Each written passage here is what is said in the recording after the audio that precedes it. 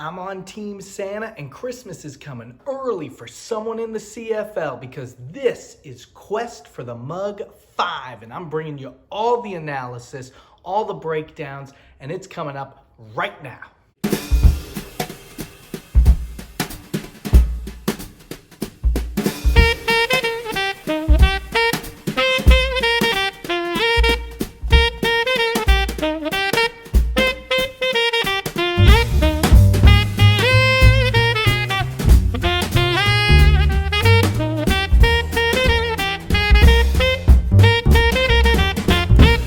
We haven't experienced this yet in the league, and it's an exciting first. We only had 4 teams in the playoffs last year after the change in format, and guess what? We've got a rematch, the same 4 teams back in the playoffs.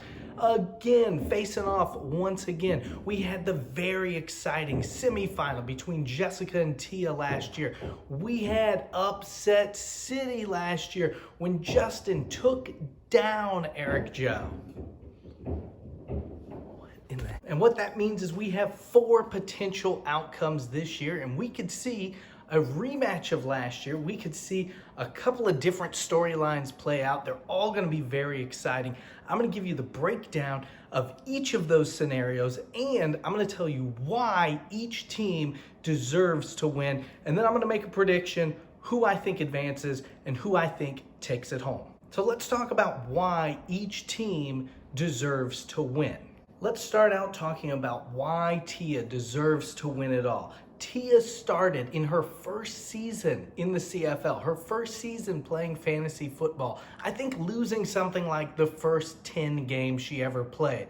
She finished that first season 2-12. What's worse about that is she finished 5th in points. She actually outscored Eric Joe, who finished 6th in points, but he finished 6-8. He made it into the playoffs. He upset me in the playoffs and actually made it to the Final Four that year, while Tia, who had a great team, just kept ending up in terrible matchups, finished 2-12. In year 2, she bounced back. She actually tied for the division at the end of the year, but lost on a tiebreaker, made it into the playoffs. She matched up with me. That was my first championship year, so she lost in the Final Four. She actually won in the first round, lost in the Final Four.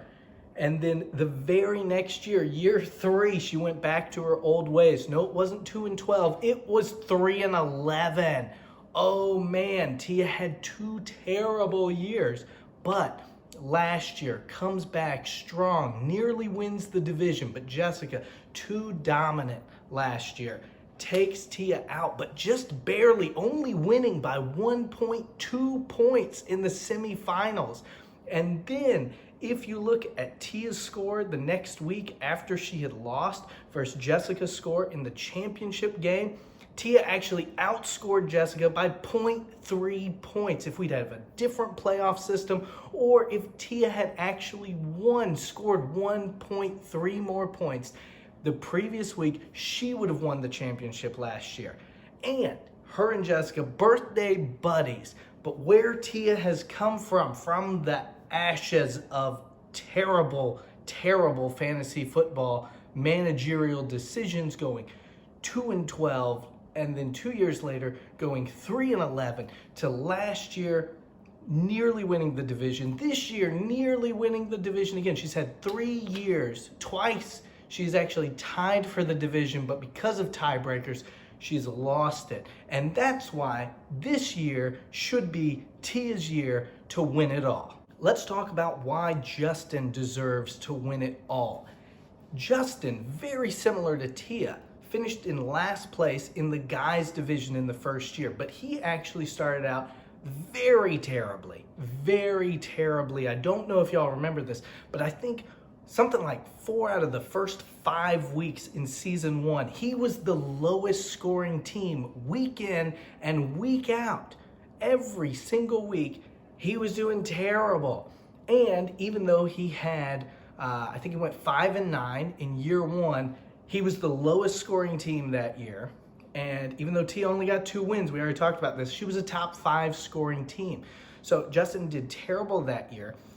And he's been working so hard in this league, managing not one but two teams, two terrible teams in the first season that I think finished with a combined 9 wins, which was less than both division winners. So very, very tough. And he's gone to the playoffs. He's lost to me. He's lost to Jessica multiple times. And then last year, goes on, upsets Eric Joe, who was just running through the guys division for most of the year. I think he started the season 10-0, 11-0, and just fell apart at the end of the year, loses to Justin, and then Justin goes up against Jessica the Machine and gets taken out in the championship, in the Jay-Z battle, which, guys, that's the whole reason you didn't get a video last year. I put in a Jay-Z song, and the video got banned by YouTube because of copyright infringement, and it was a fantastic video, but YouTube has just like blocked it from anybody except me from watching it. So I'm sorry you didn't get that. You deserved it. It was a fantastic video. And for that reason, Justin deserves to win. He's been managing multiple teams, just like Tia, rising from the ashes of how season 1 started, getting to that championship last year and coming up just short of ending the Clark Dynasty in the Jay-Z battle. And that's why Justin deserves to win the championship.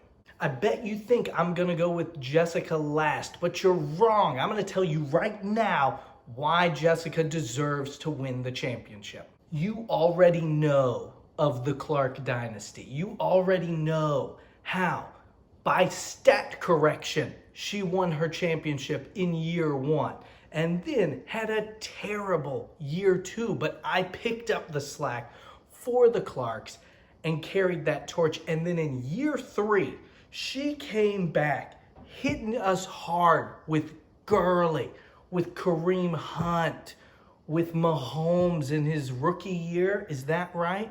No, it wasn't Mahomes. It was Russell Wilson. That's right. And she had Kelsey. Oh my gosh, the team was stacked. She ran through. She was the highest scoring team week in and week out, except the week Brittany beat her when she scored the least amount of points, and it was hilarious. That was a great vengeful win by Brittany. And then she goes in, makes it to the championship game, taking out Justin in the Final Four, and I believe I took out Tia in the Final Four, and it's an all-Clark championship. And she loses. She loses. She had easily the best team, but because everybody was week 17 championship game, everybody was on, well, they weren't on bye, but everybody got benched except either Gurley or Hunt didn't get benched and scored 2 touchdowns, and they were sitting on her bench, and I crushed her with a team that didn't deserve to be playing, didn't deserve to be in the championship. And I took home my second title, and she left with one of the greatest teams to never win a title. And what did she do the next year? Well, she came back even stronger, scored even more points, had an even more dominant team, and marched her way through the regular season, through the playoffs, into the championship, and dominated. Her closest call was against Tia in the semifinals, where she won by 1.2 points in the battle of December 19th. But she got past Tia. She got a matchup with Justin, whose team was on fire at the time, but not on fire enough to take down Jessica, as she went and claimed her second title in the league. What better team to go out and win Cup number 5, continue the Clark Dynasty, giving us the thumb? Jessica deserves to win the championship. And last but certainly not least, why Eric Joe deserves to win the championship. And that's because of the story of the full circle of how it can all come together and how this story can end. As you know, we started out in year 1 with Brittany dominating the first half of the season, going 8-0 to start. And then, or maybe it was 7-0 to start. I think that's how it started, because then she dropped off the face of the earth and went 1-6 in the second half of the season. She was running away with the division. Jessica ends up finishing with 11 wins, wins the division. Brittany goes 1-6 down the stretch, goes 8-6 on the season, barely sneaks into the playoffs, but she gets in, upset here, upset there, makes it to the championship game and wins until she doesn't. Stat correction, the win gets taken away from her. She was the champion. In fact, she was such the champion, it wasn't until 2 or 3 weeks later when I logged in that I saw, oh my goodness, there was a stat correction a couple of days after the game. And so her championship is taken away, and the Clark Dynasty starts on a technicality, I think Brittany won by about a point, and then Jessica won by about a point. And then the next year, when I defeat Amisha in the championship, I win by an even smaller, I think 0.2 points. Amazing start to the Clark Dynasty. But here's the deal. It might not have been. And last year, who had a chance to avenge all of this? Who had a chance? They had a dominant season, winning the guys' division in the semifinals with Jessica on the other side and her beast of a team, who, as the knight defending his wife, coming in and saying, I will defend your honor, I will slay the beast, I will take down the dragon that is the Clark Dynasty, I will slay Jessica's team, and I will avenge the loss the Bettons had at the hands of the Clarks in year 1, and Eric Joe should have beaten Jessica last year. But he blew it. He blew it in the semifinals. He had such a great team. Not quite as good as Jessica's, but very easily could have gone toe-to-toe, and he blew it in the semifinals. Now, it wouldn't have mattered because in the championship the following week, he didn't score nearly enough points anyway, and no combination of players on his team would have been able to outscore Jessica's team. But it was still there. The opportunity was in front of him, and it's there again this year. That's why Eric Joe deserves to win the championship and bring that title, bring that mug to the Betton house where it should have been in year 1, but it wasn't. It was the start of the Clark Dynasty, and who better to end it than the ones that helped start it, but the Bettons themselves. So that's why everybody deserves to win, and I think I gave you a good breakdown on kind of the potential matchups. If we get Justin versus Tia, we've got 2 teams that were so bad in year 1. We've got Justin, who's been working so hard on his team and not very hard on Angelica's team that's been terrible throughout the years. So you've got this terrible history over here versus another terrible history over here.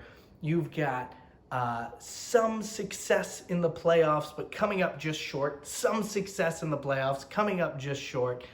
What a way to go full circle with these 2 teams rising from the ashes, going worst to first over the span of 5 years. Justin and Tia in the finals could be a lot of fun. You've got the matchup of Justin versus Jessica, which is a rematch of last year, except this year they're both division winners, which brings me to a point. I think Jessica has won 4 straight division titles. She has not won 4 straight division titles because in year 2 she was terrible and actually missed the playoffs. I don't think everybody remembers that, but she won the title. She won the division year 1, won 3 straight more after that. But Justin versus Jessica, the battle of Jay-Z, number 2. a chance for revenge for Justin for not showing up last year. And hey, honestly, Justin's got the team to beat. He's had the best team all year, and it could be his year. But if he blows it in the semifinals, we've got Eric versus Tia. And I will call that one of the battles of adolescence. You've got really no history between the two, but they are linked through Alex and me, sort of. Well, I guess really not me, but through Alex, who works with Eric Joe, who is obviously married to Tia. We're going to call this the Battle of Adolescence. We're not going to call Eric Joe and Jessica the Battle of Adolescence because you just heard the story on why that's the matchup we need. That's the matchup we deserve. And that's the matchup I want. And that's the one I'm picking. The guys have typically let us down when it comes to division winners. Division winners from the guys' division, except for year 2, when I won it all, the guys cannot win in the playoffs. And I got a feeling that Justin's going to continue that trend. And it's going to be Eric Joe moving on to the championship game. As little as Jessica has tried this season, she still managed to win the division. That is how bad things have been and just the kind of luck she has. We all know the luck Tia has. She just has bad luck when it comes to fantasy football. She's tied for the division 3 times. Maybe not 3 times. Maybe just twice she's tied for the division. Yes, twice she's tied for the division. Both times she's lost the tiebreaker and lost the division. Not that it matters, because either way, her and Jessica be in the playoffs playing each other. But it's just the principle of the matter. Losing the division by tiebreaker. Having absolutely horrible years, finishing 2-12, 3-11, despite putting up a lot of points. I think she's had more weeks as the number 2 highest scorer, number 3 highest scoring team, where she faces that number 1 highest scoring team than anybody else I've ever seen.